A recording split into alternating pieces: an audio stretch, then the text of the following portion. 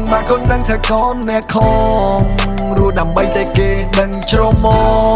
បងក៏រឿងនៅក្នុងសង្គមចូលពព្រោះចិត្តវាក្តៅឲ្យខ្ញុំវាឆៃខ្ញុំហ៊ានគ្រប់រឿងទាំងអស់ប៉ានឹងមកកូនដឹងថាកូនអ្នកខំ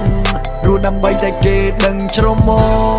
បងក៏រឿងនៅក្នុងសង្គមចូលពព្រោះចិត្តវាក្តៅឲ្យខ្ញុំវាឆៃខ្ញុំហ៊ានគ្រប់រឿងទាំងអស់មិនភាំងបនភឿនទុកសំខាន់ជាងគ្រួសារនៅពេលដែលមានទុកគ្មានអ្នកណាយកអាសាគេឈ្មោះឡើងស្អុយនៅហ៊ាមប្រថុយដៃខ្ញុំវាហ៊ានណាបំពេញច្បាប់មិនខ្លាចស្លាប់ពេលប៉ូលីសចាប់គ្នាមកវងក៏ឆ្លើយដឹងមិនភាំងចោលមកសៀតរត់តែពេលដែលមានសុខពេលដែលទុកមិនដល់ផ្លុកគ្មានក្បាលណាដែលចេញមុខថាសែនសោកស្ដាយព្រោះតែគ្រៀងយ៉ាម៉ាថាសែនឈឺចាំនៅប្រព្រឹត្ត